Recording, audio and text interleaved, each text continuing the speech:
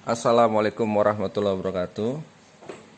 Bertemu lagi dengan Pak Charles. Kali ini kita akan belajar informatika tentang berpikir komputasional, yaitu materi proposisi. Apa sih proposisi itu? Tentu kalian sudah belajar dari SD sampai SMP, mungkin dalam pelajaran bahasa Indonesia ya. Kini kita akan bahas kembali. Proposisi merupakan sebuah pernyataan yang menggambarkan keadaan benar atau salah dalam bentuk sebuah kalimat, ya. Kita bisa simpulkan proposisi merupakan suatu pernyataan. Istilah proposisi biasanya digunakan dalam analisis logika, di mana keadaan dan peristiwa secara umum melibatkan seseorang atau orang yang dirujuk dalam kalimat. Oke. Jadi proposisi biasanya digunakan untuk analisis logika. Nah, di sini Bapak akan mencontohkan proposisi yang bernilai benar dan bernilai salah. Contoh pertama, SMA Negeri 17 Bandar Lampung berada di kota Bandar Lampung, Provinsi Lampung. Ini merupakan contoh proposisi yang bernilai benar. Sedangkan contoh kedua, SMA Negeri 17 Bandar Lampung berada di kota Bandar Lampung, Provinsi Sumatera Utara.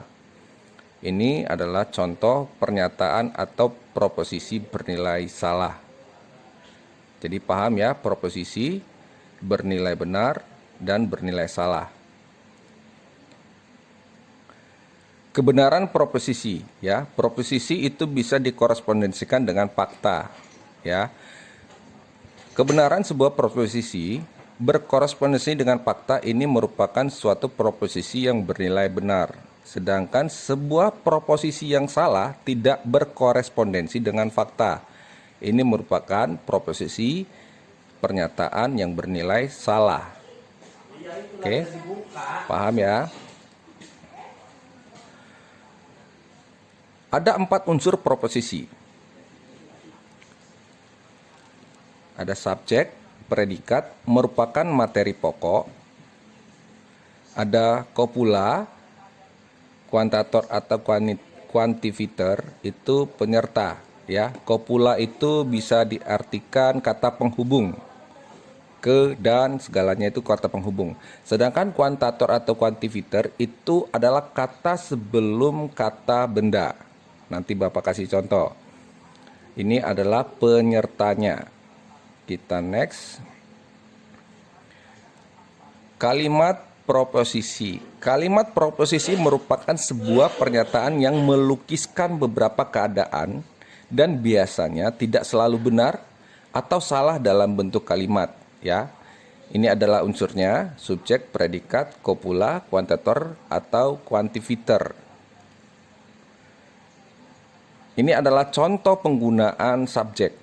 Kalian dapat perhatikan di sini ada contoh kalimat yang belum lengkap. Saya pergi. Di sini kita bisa pahami di huruf tebal saya, ini adalah contoh predikat menerangkan saya pergi. Lalu ada contoh penggunaan predikat. Saya pergi. Di sini predikatnya adalah pergi. Ya, saya pergi. Di sini predikatnya adalah pergi. Kalau saya tadi adalah subjeknya, sedangkan pergi merupakan predikatnya.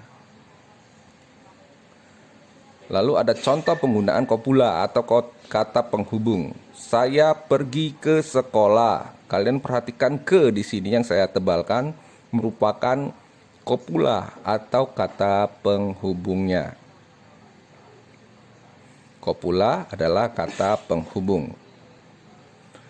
Lalu di sini ada contoh penggunaan unsur kuantifiter.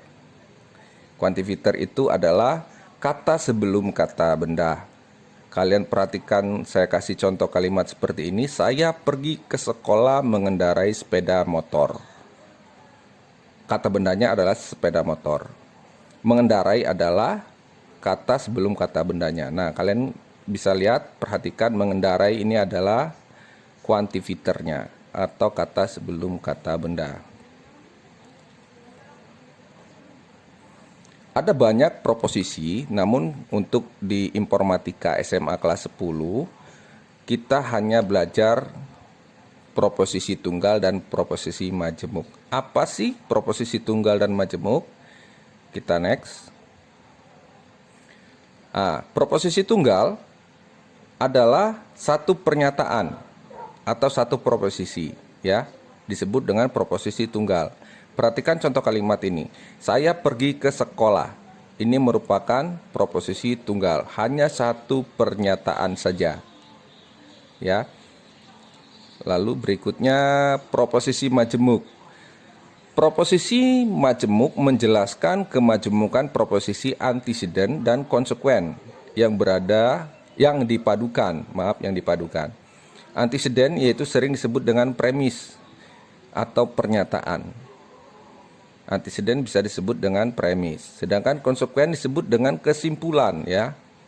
Perlu kalian pahami, konsekuen disebut dengan kesimpulan. Kita next untuk contoh proposisi majemuk. Nah, kalian perhatikan kalimat ini. Kuda adalah kendaraan para kesatria di zaman kerajaan, dan kuda merupakan simbol kejayaan. Kalian perhatikan di sini kalimat ini ada dua proposisi atau dua pernyataan. Kuda adalah kendaraan para kesatria di zaman kerajaan, dan kuda merupakan simbol kejayaan, yang digabung atau dihubungkan dengan kalimat dan. Jika kita simpulkan atau menjadi konsekuen, yaitu kuda adalah kendaraan para kesatria di zaman kerajaan dan simbol kejayaan. Kita bisa perhatikan ada kuda yang dihilangkan, ya. Kuda merupakan ini karena mereka bisa digabung dan tidak perlu diulang lagi katanya. Untuk menjadi konsekuen, Bapak ulang, kuda adalah kendaraan para kesatria di zaman kerajaan dan simbol kejayaan. Ini adalah contoh dari proposisi majemuk. Perlu dipahami, proposisi jarang sekali untuk kalimat pernyataan atau perintah. Biasanya proposisi disampaikan dalam kalimat deklarasi seperti ini, ya, deklarasi atau pernyataan, ya. Oke, demikianlah materi tentang proposisi. Kalian bisa menjawab soal-soal berikut ini. Silakan dikerjakan di buku teks masing-masing. Terima kasih. Assalamualaikum warahmatullahi wabarakatuh.